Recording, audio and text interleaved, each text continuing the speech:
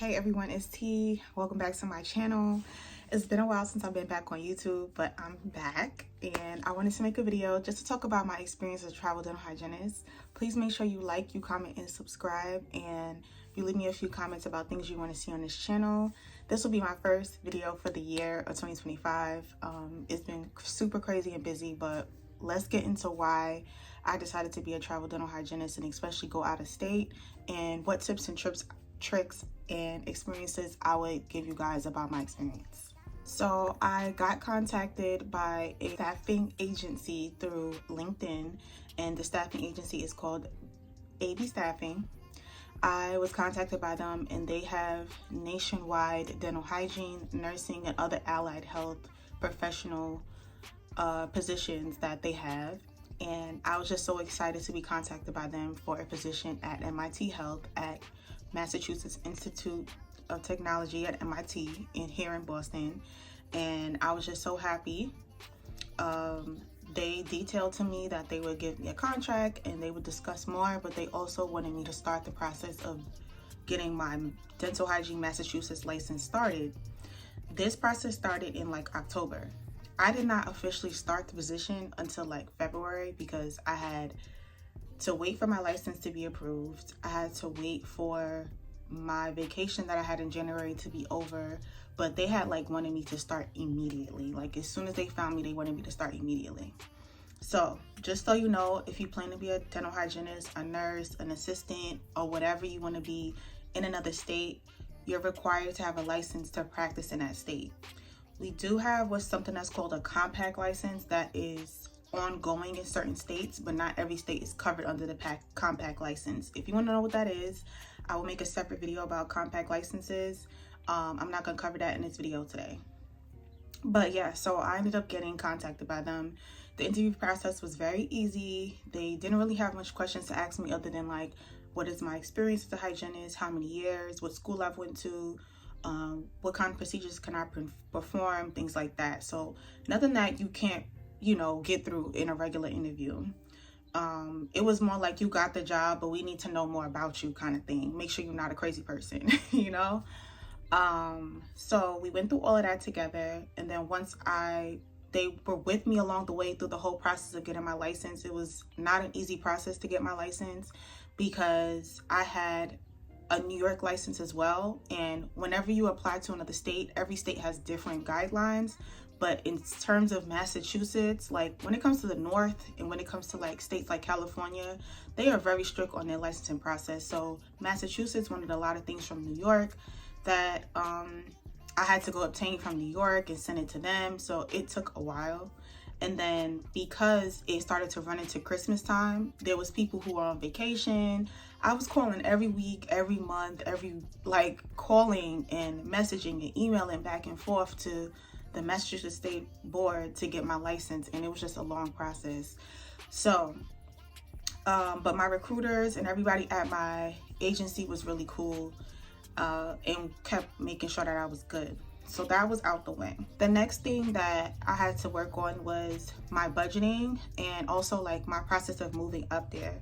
So after I got my interviews out the way with the facility itself with MIT, and I got my license as a hygienist, because I still got the job, but they was pending. Once I did that, I still had to figure out where I was going to live and things like that. So what I decided to do was, they have a, what should I call it? A liaison at the agency at AB Staffing who helps do all of the, housing process with you. But I would still say that you should look for things on your own and make sure that you have an idea overall of where you decide to live. So, because you can get to a state and be living in a bad neighborhood, you can get to a state and be living too far from work, So I was starting to do my research, like as if I was moving to Boston, like what it would look like for me. I was asking the people that interviewed me, like, what do they feel about this area, that area, what's expensive, what's not. Like, I feel like those are all the questions that you should be asking to the interviewers and to the people that work at the facility if you can get in contact with them, because it seems like AB Staffing, since it's based in Arizona, they don't know much about the places that you're going to. They rely on you to figure that out. Yes, they have someone who helps you with a website called Furniture Finder, or like Rent Finder or something like that. They give you guidance on to find somewhere to live. But I didn't like the places they were sending me because they gave very much like Airbnb, but they didn't give anything that was like real cutesy, you know. And if it was cutesy, it was mad expensive. Like it was like $5,000, $6,000, and I just was like, I want to use this money to save it. I'm not trying to spend this whole check on rent. So what I ended up doing was I decided I was going to rent out a hotel, like a nice like Hyatt or, you know, Hilton for a week, and then I was going to get an Airbnb once I got in the city. And I got the Airbnb for like, you know, one of those extended stay ones for like 28 days. And I made sure that it was close to transportation. If I was gonna drive, I already discussed all of that with them, but I didn't end up driving this whole time since I've been in Boston. I've only done train, bus, you know, which it's a big city. It's easy to get around by train and all of that, Ubers, things like that. I lived in New York my whole life. Y'all already know I'm from Queens, New York, so I had no problem getting back on the train. Like, I actually found this experience to be really fun because I wanted to get back into like the city girl vibe. I wanted to get back into doing stuff like a city person. So I was okay with riding the bus and the train. My commute to work right now from where I'm staying is about 45 minutes to an hour. But it's not a long commute.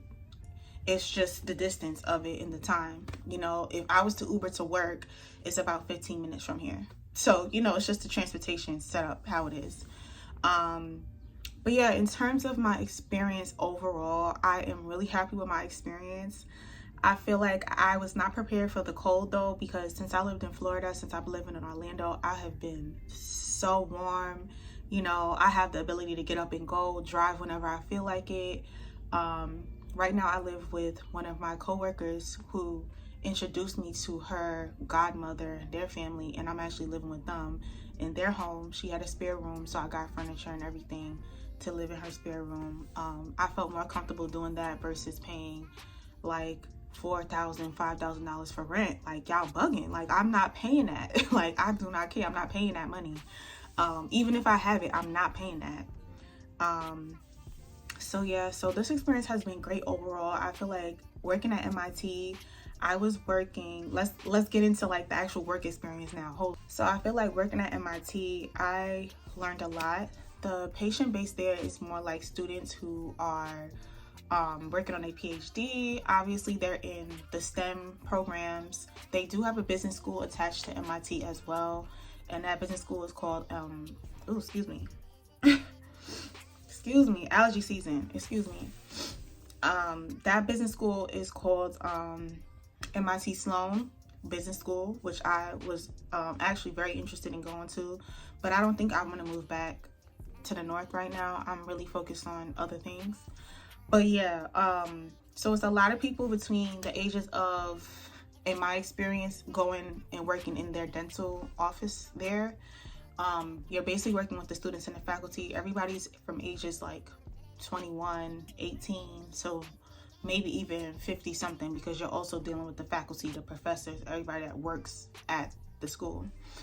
I would say that, I'm trying to think, like, I feel like everyone was like borderline perio or full-blown perio, because there's some patients who are international students who have never had a dental cleaning before. So that was rough. I'm looking directly in the camera for that one because that was rough, having to deal with patients who have never had a cleaning before. It was a lot of work. My schedule in particular, I was seeing patients about every 40 to 50 minutes. So I was seeing 10 patients a day and I had 30-minute lunch break. I've been slaving these past few weeks. I worked Monday through Friday from 7:45 to 5 p.m. So that has been tumultuous trying to deal with that type of schedule. I've been dealing with a lot in terms of like being tired, being sleepy, trying to keep up with my schedule. But everyone at the facility has been very nice to me, very kind, very understanding, very respectful. They have all tried to give their way to help me with my patients, clean my room. If I have something that I need to know, ask any questions. My experience was great. I felt like I could communicate. Everybody at the job was very cool, very nice. I had one incident with one of the hygienists who felt like I was trying to take her job. She felt threatened.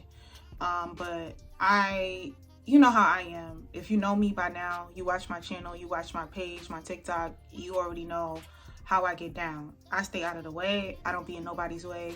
And if there's anything that I need to communicate, I'm very professional, but very stern and very direct about how I feel.